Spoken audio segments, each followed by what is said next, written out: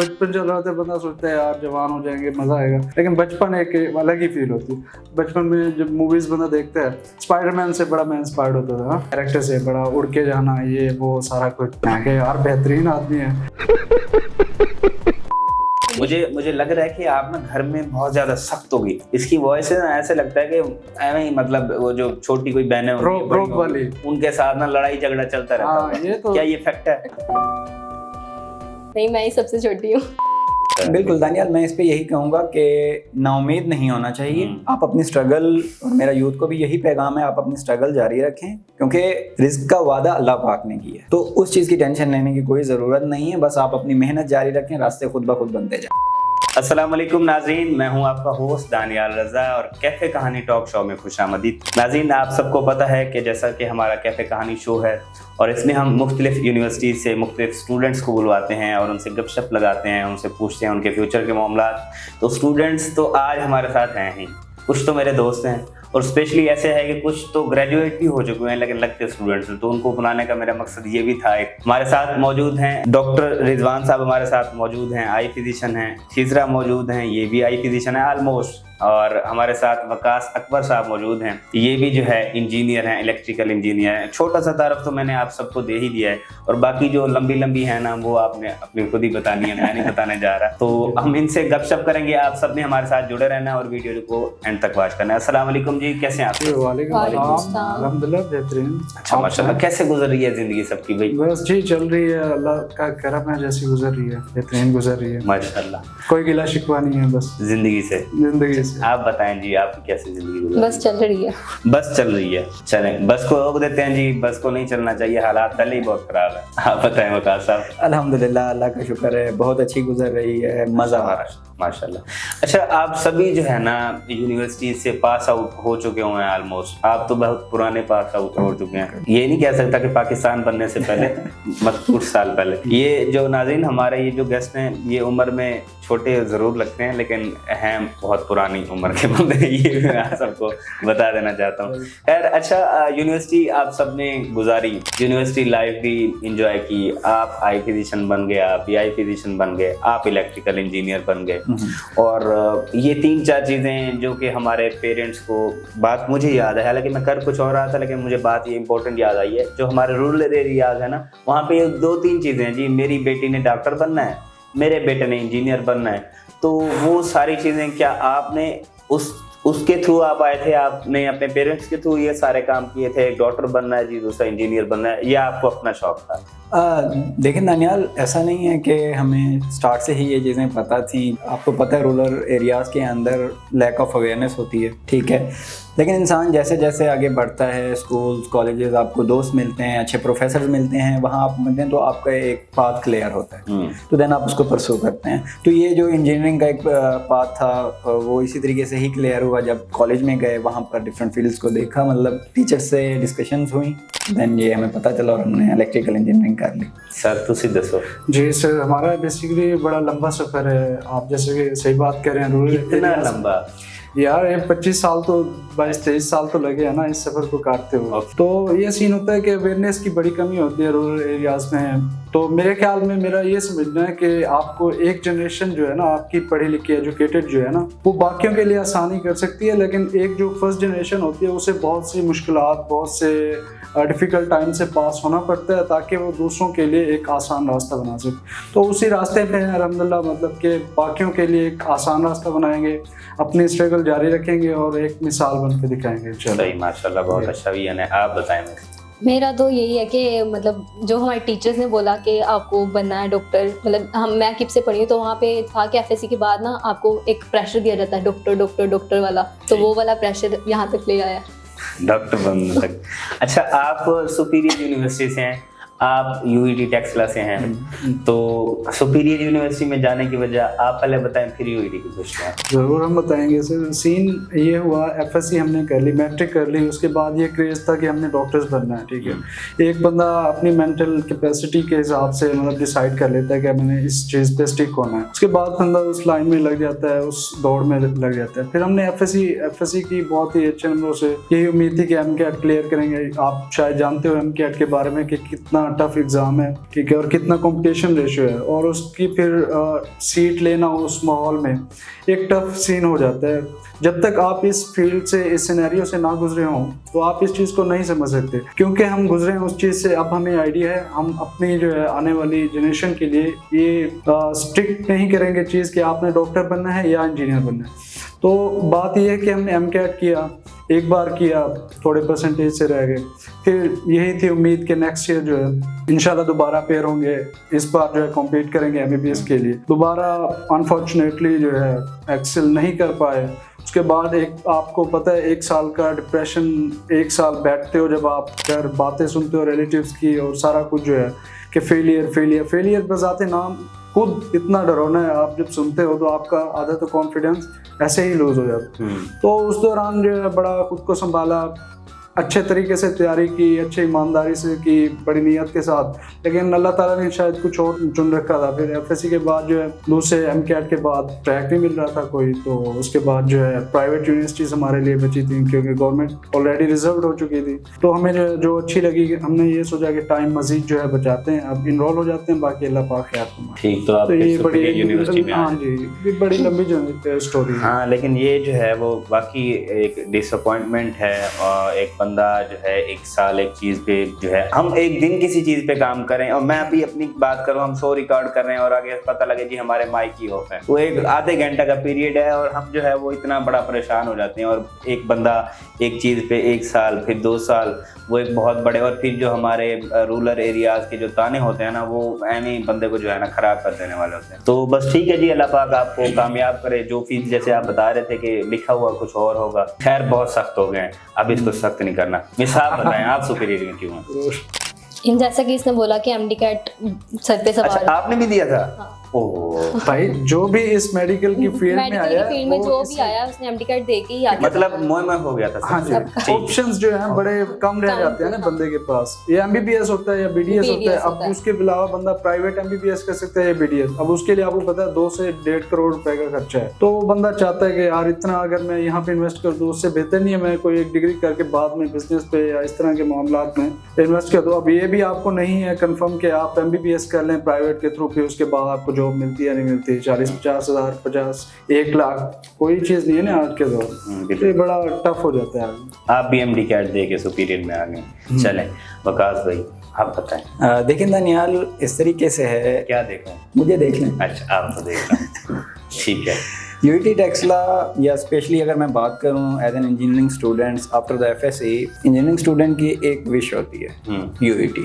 तो मतलब हमारा पहला टारगेट ही यही होता है कि हमने भाई UET जाना। ये सब ओवरऑल पाकिस्तान, ओवरऑल पाकिस्तान में। सही। तो अल्हम्दुलिल्लाह हम खुशकिस्मत रहे, हमने अपना एडमिशन सिक्योर किया UET टेक्सला में, इलेक्ट्रिकल इंजीनियरिंग में।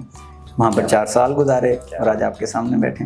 अच्छा, कभी ये हुआ है किसी के साथ, आप भी किसी लड़की के साथ कभी तू मैं हो गई हो और उसको कहो आ तो सही फील्ड में आ, मैं तुम्हें देखती हूँ तुम्हारे आंखें निकालती हूँ, कभी ऐसा हुआ है? ऐसा लोग अब तक तो नहीं हुआ, बाकी आगे अल्लाह क्या करे, देखते हैं। ये सोचा है कभी दिल में सोचा है? लोग जरूर कहते हैं कि ये आंखें निकालेंगे। आपने कभी सोचा है? मैंने तो सोचा है जो कहेगा निकाल देंगे। क्या बात। आप बताएं वकास भाई, आजकल क्या मसरूफियात है? दानियाल भाई, आजकल मसरूफियात ये हैं कि मैं एक consultancy firm power planner international में यहीं लाहौर में ही जॉब कर रहा हूँ एज ए कंसल्टेंट इंजीनियर। पैसे कमा रहे हैं अल्हम्दुलिल्लाह, डॉलर्स कमा रहे हैं। डॉलर्स। तो वो मतलब एक कैरियर पाथ मिल चुका है हमें अल्हम्दुलिल्लाह। हम अब अपने उस पैशन को और अपनी टोटल एनर्जी उसके ऊपर लगाने की भरपूर कोशिश कर रहे हैं और इंशाल्लाह कामयाबी हमारा मुकद्दर। अच्छा, आफ्टर ग्रेजुएशन ये जो हमारा एक मिथ बनी हुई है जी, जॉब्स नहीं है, ये जॉब्स हमें मिल नहीं रही और हम जो है वो बहुत परेशान हैं, अल्लाह माफ करे। कभी सुनने को मिलता है जी बच्चे तो खुदकुशी भी ऐसे केस आए कि इन्होंने की है। ठीक है, ऐसे केस मैंने सुने हैं, देखे हैं न्यूज़ में कि जॉब्स ना मिलने की वजह से घर में ताने मिलते थे। क्या ये फैक्ट है, ये हमारी अपनी नाअहली है? चूँकि आप जॉब कर रहे हैं आफ्टर ग्रेजुएशन, आप अब माशाल्लाह से एक अच्छा खासा अर्न भी कर रहे हैं, तो आप समझते हैं कि हमारा कहीं ना कहीं पे गैप होता है, लैक होता है as a student, as a graduate, या जो ओवरऑल सोसाइटी है हमारी वो क्रिटिकल सी माहौल? दानियाल, इसमें दोनों चीज़ें हैं, मतलब स्टूडेंट का भी कसूर है और इंस्टीट्यूट्स का भी कसूर है। अब इंस्टीट्यूट का कसूर किस तरीके से है कि हमारा जो एजुकेशन सिस्टम है वो आउटडेटेड है, सॉरी टू से बट इट्स फैक्ट। आउटडेटेड है, हम इंडस्ट्री के मुताबिक नहीं चल रहे, हम अपने आप को, अपने कैलिबर को उस तरह से मतलब मॉडिफाई नहीं कर रहे, वो स्किल्स हम अडॉप्ट नहीं कर रहे। अब जहाँ तक बात रही स्टूडेंट्स की, तो वहाँ पर ये है कि स्टूडेंट्स कोशिश नहीं करना चाहते। हाँ। स्टूडेंट चाहता है कि मैं यूनिवर्सिटी के अंदर 4 साल बड़े सुकून से गुजार दूँ, सौ के गुजार दूँ, इंजॉयमेंट में गुजार दूँ, वो अपनी स्किल्स पे काम नहीं करता, तो वो एक वेस्ट ऑफ टाइम हो जाता है। बट जहाँ तक रही बात जॉब की, तो दानियाल अगर मैं आपको बताऊँ, जब फर्स्ट टाइम मैं लाहौर आया, तो can you imagine I started from a very low salary, okay, and my job routine was hectic, but I didn't give up. Even I'm the witness. I know. Yeah. उसके बाद ये हुआ कि कुछ वक्त गुजरने के बाद अल्लाह पाक, जब आप कोशिश करते हैं तो अल्लाह पाक भी आपकी मदद के लिए आपके हामी और नासिर हो जाते हैं, तो अल्लाह पाक ने आपका रास्ता बना देना। या मैं इनके इस बात में ऐड करना चाहूँगा, इनकी जो एक स्टोरी है ना, एक इंस्पिरेशन के तौर पर ली जा सकती है, और मैं बड़ा मोटिवेट होता हूँ ये चीज़ देख के। जब ये 2022 की बात है, एंड ऑफ 2022, भाई ग्रेजुएट होके आए, तो उसके बाद अंधेरा जैसे होता है, घर जाके बंदा ब्लैंक बैठ जाता है कि आगे क्या होगा। यूनिवर्सिटी के बाद बंदा निकलता है, मार्केट का इतना नॉलेज नहीं होता, वो मतलब एक तरह से स्टूडेंट कच्चा ही होता है एक तरह से। तो ये जब मार्केट में गुजरते हैं तो इन्हें पता चलता है कि आगे मैंने क्या करना है। अब ये फिर लाहौर आए बड़े ही कम बजट पे, मतलब इनका एक पैशन था कि मैंने कुछ करना है, फील्ड में ही काम करना है। तो ये आए, माशाल्लाह अपॉर्चुनिटीज बनती गई, आगे बड़ा आसान होता गया मामला। नहीं, कोशिश करिए आप, तो अल्लाह ने जो है ना समझ भी देना होता है। बिल्कुल दानियाल, मैं इस पे यही कहूँगा कि नाउमीद नहीं होना चाहिए। आप अपनी स्ट्रगल, और मेरा यूथ को भी यही पैगाम है, आप अपनी स्ट्रगल जारी रखें, क्योंकि रिस्क का वादा अल्लाह पाक ने किया, तो उस चीज़ की टेंशन लेने की कोई ज़रूरत नहीं है। बस आप अपनी मेहनत जारी रखें, रास्ते खुद ब खुद बनते जाएं। ये तो बिल्कुल बेशक, इसमें तो कोई शक नहीं है। बस वो डिसअपॉइंटमेंट जो है ना वक्ती तौर में जो हमारी होती है, और हम ये सोच के जा रहे होते हैं जी हम तो अब ग्रेजुएट हुए हैं, तो हमने तो अब जो है वो बड़ा कोई तीर मार लिया या मार लिए होंगे, तो आगे क्योंकि कुछ होता नहीं है, ब्लैंक रास्ता होता है, फिर हम जो है गड़बड़ा जाते हैं। यहाँ पे एक और भी है कॉन्सेप्ट कि माँ बाप को भी चाहिए कि 1 से 2 साल का जो है स्पेस दें बच्चे को।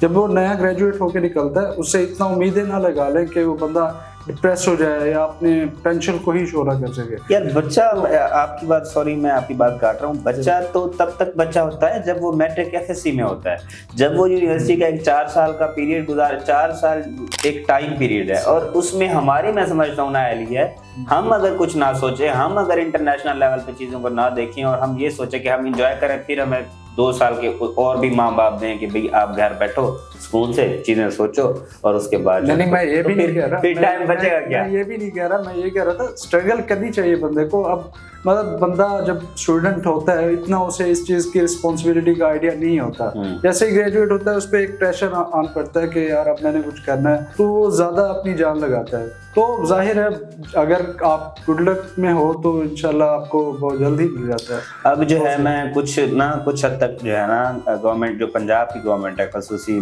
मरियम नवाज शरीफ साहिबा की, और हमारे एजुकेशन मिनिस्टर सिकंदर हयात साहब, उनसे मेरी अपनी भी एक मुलाकात है।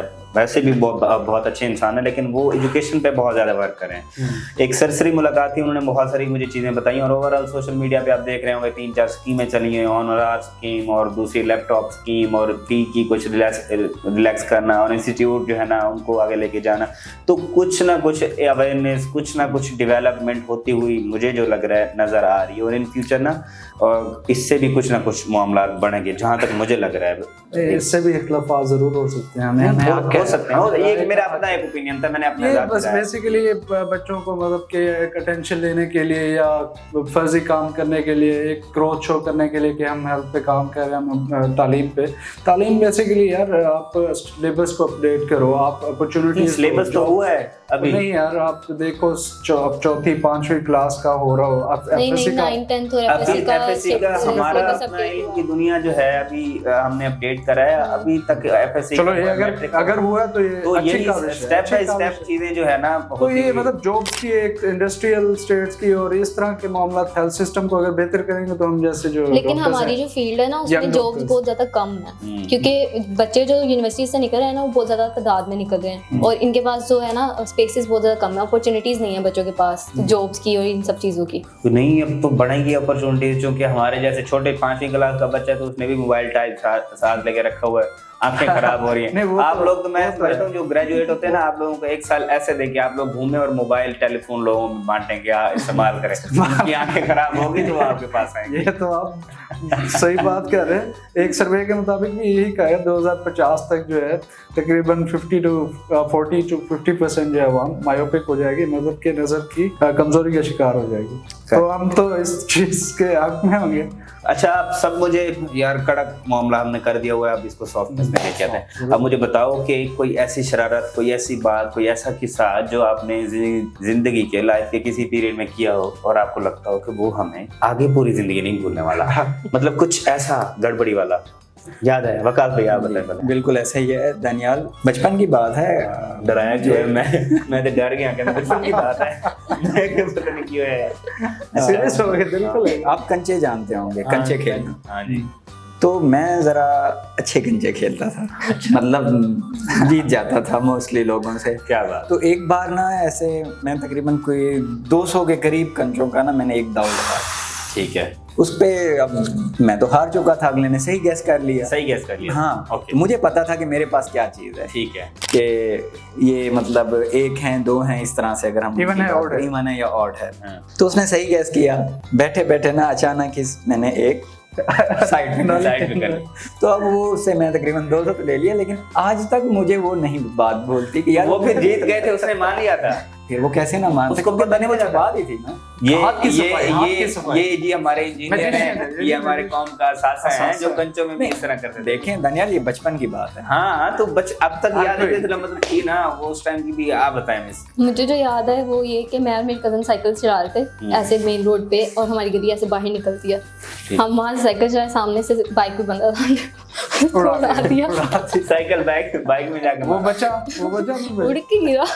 अच्छा वो अच्छा ओ, उसके बाद हमारी शिकायत लगी घर। अच्छा, लोगों ने भी उसको आगे पीटा, बच्चियों में आगे लगे हो, अलग ये थी। उन्होंने फिर हमारी शिकायत दी घर। फिर अच्छा, हमें घर से पड़ी।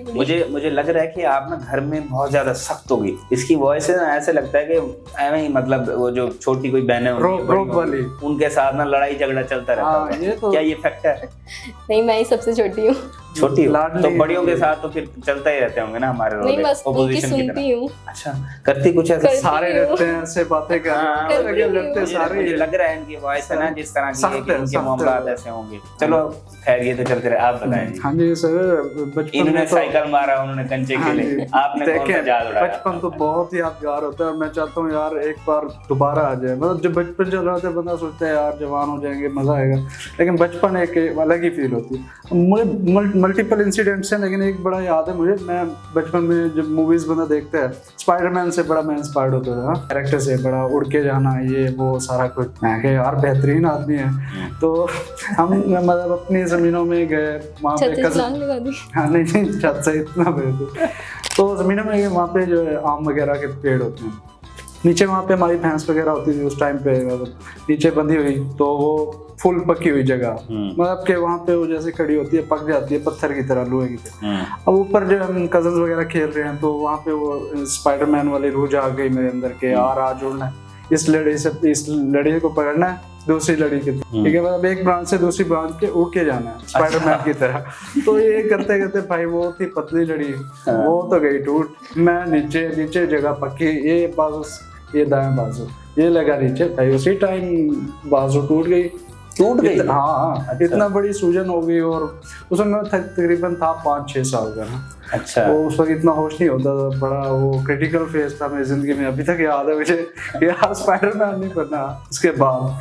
सही। अच्छा, आने वाले 5 सालों में खुद को कहाँ देख रही हैं आप बताएं?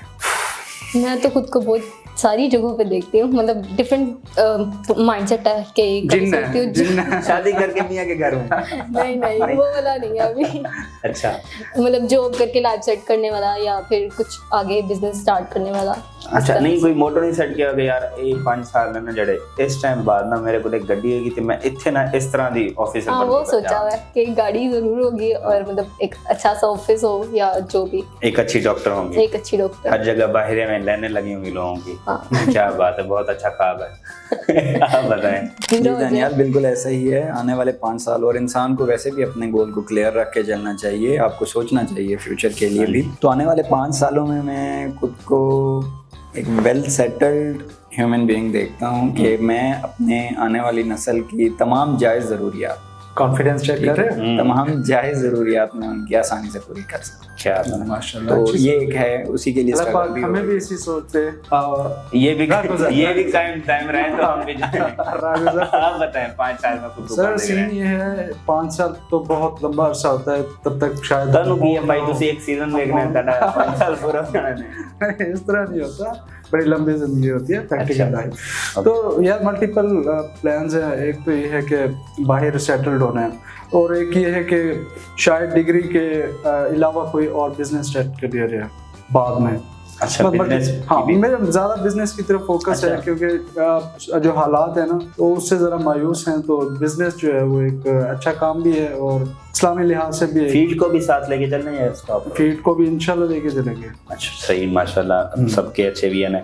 अच्छा मुझे ये बताएं कोई ऐसा गाना, फिल्म, मूवी जो दिल को छू गए हो, या कोई किताब? मैं शुरू कर देता हूँ, हाँ। आसानी कर देता हूँ। तो यार मुझे मूवीज का थोड़ा शौक रहा है पहले, अब नहीं है इतना। दिल को छूने का कारण? हाँ मैं बता रहा हूँ, इंडिया मूवीज तो जाहिर है शुरू से ही बचपन से, लेकिन मुझे जो हॉलीवुड मूवीज है ना उनमें मिशन इम्पॉसिबल जो सीरीज है और John Wick, action science fiction movies जो है वो मुझे अच्छी लगती हैं। और मिशन इम्पॉसिबल का मैं बड़ा ह्यूज फैन हूँ, और स्पेशली टॉम क्रूज। नहीं वैसे भी अगर आप मूवीज में काम करना चाहें तो आप सुटेबल हैं। अगर हाँ, हमारे ये जरूर आप बा- opportunity हमारे अगर कोई भारत देना के लोगों ने देख लिया तो उनकी जो पुरानी मिलवाड़ी वाली मूवीज है तो उसमें एज अ विलन आप बेहतरीन सेट होंगे। कास्ट हो सकते एक हैं। मिनट, बॉलिंग के लिए इन चीजों के लिए बताएं। हाँ जी हाँ जी। वैसे एक है भी सी उनका विलन जो इनकी भाई की शक्ल में है। खैर, आप बताएं।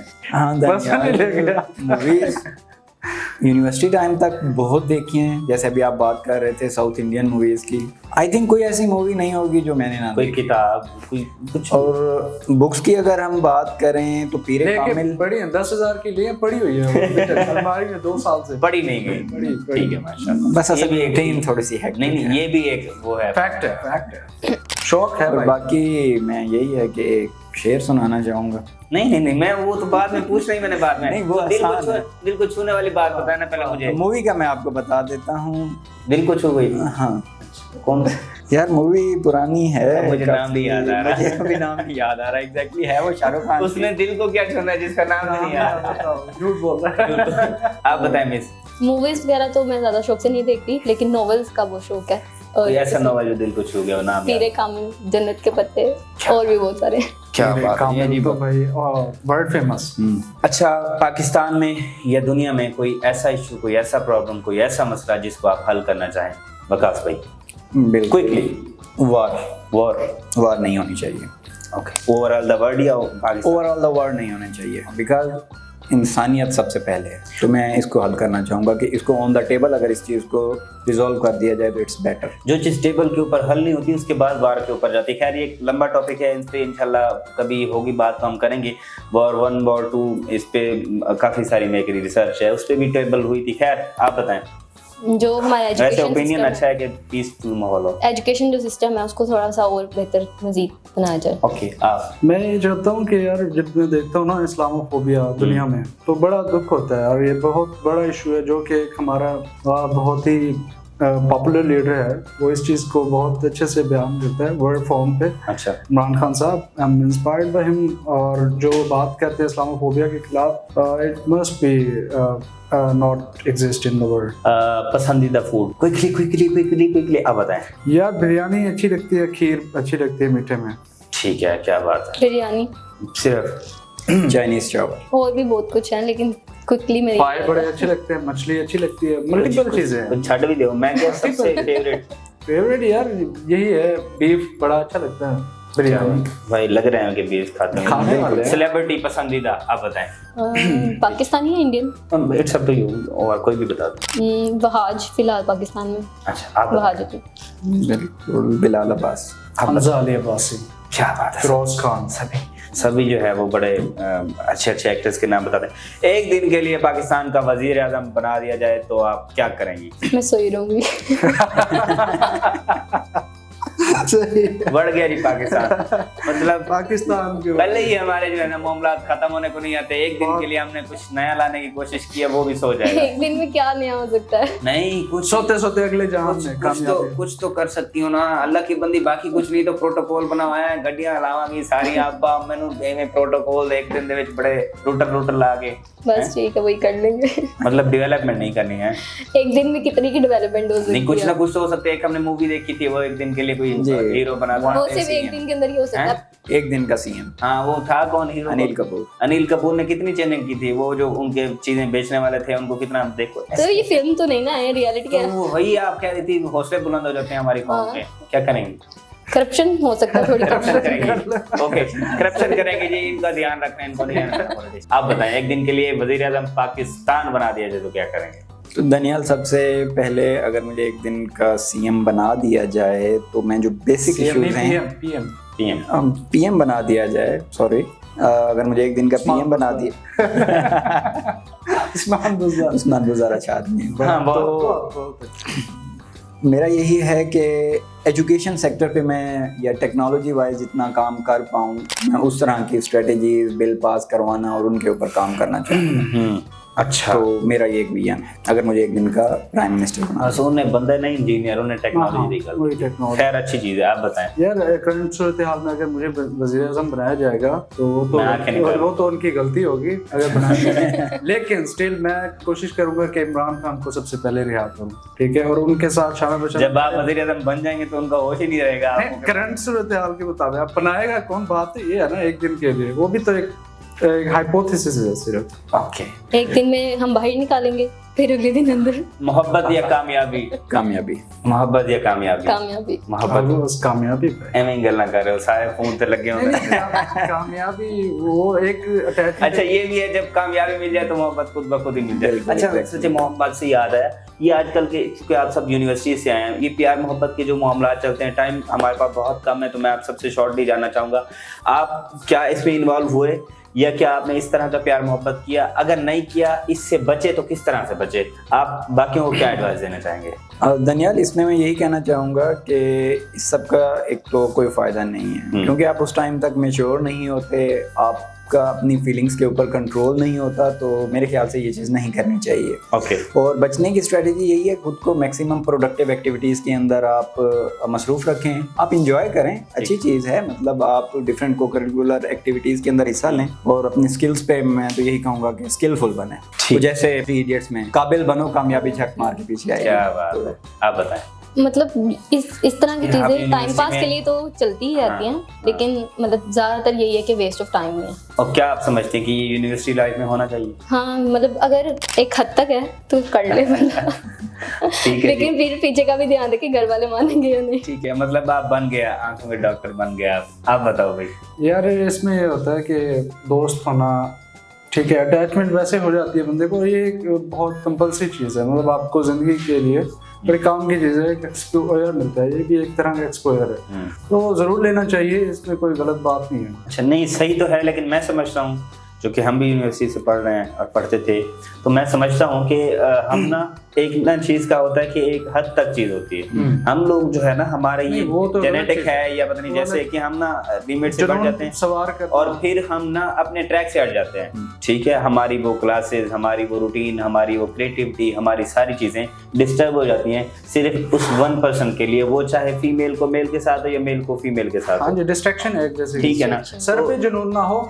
तो इस उम्र में आप समझते हैं कि सर पे जुनून नहीं हो सकता? अगर कंट्रोल वाला बंदा है तो बिल्कुल हो सकता है कि ना। मैं इस चीज पे बहुत ज्यादा आप तो हो सकता है, तो जरूर। हाँ, आप क्या कहते हो? बिल्कुल कंट्रोल किया जा सकता, कंट्रोल तो किया जा सकता है। चले, अल्लाह करे ऐसे ही कंट्रोल हो जा रहे हो। हम तो कहते हैं कि हमारा जो है ना, हमारी जनरेशन, हमारी क्रिएटिविटी वेस्ट ना हो, पुट्ठे हाथ हैं चढ़े, कोई काम शाम करे। खैर, अच्छा मुझे ये बताएं, आपको सबसे ज्यादा क्या चीज़ पसंद है गाने और पोइट्री में? वकास भी आप बताएं। गाने और पोइट्री में, गाने मैं सुनता हूँ लेकिन थोड़े से ओल्ड गाने।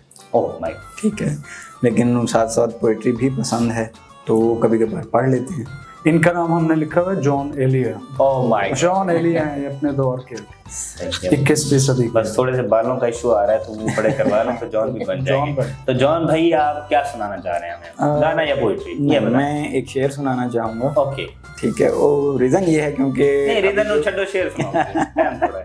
इकबाल का एक बड़ा प्यारा शेर है। नहीं है ना उम्मीद इकबाल अपनी कुश्ते वैरां से, नहीं है ना उम्मीद इकबाल अपनी कुश्ते वैरां से, जरा नम हो तो ये मट्टी बड़ी जरखेज है साकी। क्या बहुत गहरा आगे हालात के हिसाब से सुनाया भाई ने। हाँ जी, हाँ जी। इंडिया पाकिस्तान शुक्र है पहली दफा कुछ अच्छा शेर सुनाया है सुनने को मिला है। यार आप बताएं मुझे गाना या पोइट्री क्या दोनों ही पसंद है? चलता है। दोनों चलता है। तो आप क्या सुनाने जा रही हैं हमें? सुना ना फिलहाल तो आजकल एक मतलब ओएसटी चल रहा है। ओके वही सुनाने जा रही हैं? हाँ मैं सुनाऊं? हाँ सुनाना ही है, पोइट्री सुनाना है, गाना सुनाना है, सब तो मुझे 2 लाइनें सुना दें। सुना दें, जरूर सुनाएं, हम भी आवाज सुनना चाहेंगे। क्या बात है। शायद आपको यहाँ से कोई अपॉर्चुनिटी मिल जाए ओएसटी की। ओके मैं कहूँ क्या? दिल मेरा ना माने सुन के भी तेरे पीछे आता जाए, बस इतना ही। क्या बात। ड्रामा कौन सा है?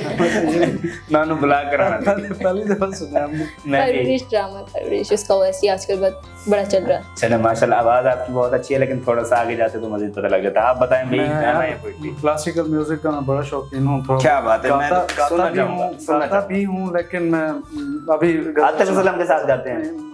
यार आतिफ असलम के फैन है ये। अच्छा इसका अंदाज है, गाता भी हूँ यार आतिफ असलम मतलब शौक है गाने का, लेकिन कभी समटाइम्स पकाता भी। कैसे। लेकिन एक काइंड इसको रोक रहे हैं, गाता भी हूँ ये समझ बाहर है। चले मैं अभी आपको एक गजल सुना देता हूँ। क्या बात। गाना बाद में। हम तुझसे कोई बात भी करने के नहीं थे, इम्कान भी हालात संवरने के नहीं थे, भर डाला उन्हें भी मेरी नजर ने, जो जख्म किसी तौर भरने के नहीं थे।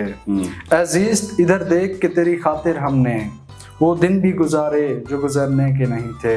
कल रात तेरी याद ने वो तूफान उठाया, कल रात तेरी याद ने वो तूफान उठाया, आंसू थे के पलकों पे ठहरने के नहीं थे। ऐ गर्दिश अयाम हमें रंज बहुत है, ऐ गर्दिश अयाम हमें रंज बहुत है, कुछ ख्वाब थे ऐसे जो बिखरने के नहीं थे। क्या बात हाँ है, जी। रिलेट किया अपने फील्ड के साथ। हाँ हैं? जी, हाँ देख लो। चलो खैर आगे अब बताएं, गाना सुनाने जा रहे हैं? नहीं हम बस इतना ही बोल। अभी क्या रहे थे गाना सुनाना? गाना नहीं मैं फिर इंशाल्लाह मैंने इसी उम्मीद में इनकी गजल नहीं सुनी, मैंने कहा गाना आ रहा है। दो लाइनें। फिर आपको अभी इस गाने का क्या है कि हमारी ऑडियंस समझेगी, क्या समझेगी, मतलब मैं नहीं कुछ कह सकता, मैं तो यही रिक्वेस्ट कर सकता हूँ। अभी फिलहाल कोई गाना याद नहीं आ रहा। कोई सुना दे, 2-3 लाइनें सुना दें। कौन सा सुना दे? It's up to you. नियत शौक आप सुनाते थे हाँ कभी जी। हैं? क्या बात है। नियत शौक भर न जाए कहीं, नियत शौक भर न जाए कहीं, तू भी दिल से तू भी दिल से उतर न जाए कहीं, नियत शौक भर न जाए कहीं। बस खत्म। क्या बात है, बहुत अच्छा, बहुत अच्छा। आप सब जो है वक्फे से शॉर्ट टाइम में मुझे मेरी ऑडियंस को क्या पैगाम देना चाहेंगे? सब दे के दिखाएं जी। आप पहले बताएं कैफे गाने के। कैफे गानी बहुत ही अच्छा एक प्लेटफॉर्म है, और जिस तरह से गुफ्तगू यहाँ पर डिफरेंट प्रोफेशनल्स को बुला के और इवन यंगस्टर्स को बुला के उनके मसाइल डिस्कस करना, उनके व्यूज़ जानना, तो मैं यही रिकमेंड करूँगा कि उसको सपोर्ट करें, देखें और इस तरह की मतलब एक्टिविटीज़ में इन्वॉल्व हों। आप भी अपने बच्चों को इस तरफ गाइडेंस दें। इससे काफ़ी बेनिफिट ये होता है, एक तो कम्युनिकेशन स्किल्स जनरेशन्स की बहुत अच्छी हो जाती हैं, अपॉर्चुनिटीज़ का पता चलता है। तो best of luck for the cafe कहानी। कैफ़े कहानी से मतलब यूथ को ये देखने को मिल सकता है कि जो मतलब डिफरेंट यूनिवर्सिटीज़ हैं उनमें किस तरह से उन्होंने एडमिशन वगैरह लेना है, या कौन सी ऐसी फील्ड है उनके लिए बेहतर है, या आगे जो जॉब अपॉर्चुनिटीज़ हैं उससे रिलेटेड क्या चीज़ें हो सकती हैं। आप क्या मैसेज देना? मैं ये मैसेज देना चाहूँगा, अच्छा प्लेटफॉर्म है। मैं इसे कहना चाहूँगा लर्निंग विद इंटरटेनमेंट। मतलब आप लर्न भी कर रहे हैं, साथ इंटरटेन भी हो रहे हैं। मैं बोरिंग नहीं है, आप बेहतरीन एक अच्छा मैसेज भी ले रहे हैं और डिफरेंट आइडियाज़ व्यूज़ भी सुनते हैं आप जैसे यंगस्टर्स के। आप सबने एक अच्छा मैसेज दिया। आप सबका मैं बहुत मशहूर हूँ। आपकी तशरीफ़ आवली के लिए मैं बहुत ज़्यादा मशहूर हूँ। आप सबने अच्छी बातें की, उस सब के लिए आपका बहुत बहुत शुक्रिया। और आप डिफरेंट यूनिवर्सिटीज़ से आए, डिफरेंट जगहों से आए। हमारी ऑडियंस जो है वो आपका ये जो भी आपने बातें की वो इनसे ज़रूर इंस्पायर होंगी। थैंक यू सो मच जी। तो नाज़रीन, आप सुन रहे हैं, हमारे साथ मौजूद हैं वकास साहब और रिजवान और हमारी एक बहन। मुख्तलिफ इन्होंने बातें की हैं, मुख्तलिफ चीज़ें बताई हैं। हमारी यंग जनरेशन है और मेरा कैफ़े कहानी का मकसद सिर्फ ये है कि मैं आपको इंटरटेन भी करता रहूं और साथ साथ आपको अपने फ्यूचर के लिए गाइडेंस और पाथवे और जिस तरह की भी जो नई एक्टिविटीज़ हो रही हैं सोसाइटी में, तो वो मैं आपको उसके लिए गाइड करता रहूं, उसके लिए बताता रहूं। तो हमारा शो ये ऐसे ही इंशाल्लाह चलता रहेगा। उम्मीद करता हूं कि आपको मेरा ये शो कैफ़े कहानी बहुत अच्छा लगा। मिलते हैं इंशाल्लाह नेक्स्ट प्रोग्राम में। फिर वक्त के लिए अल्लाह हाफिज़, अल्लाह ने के पास।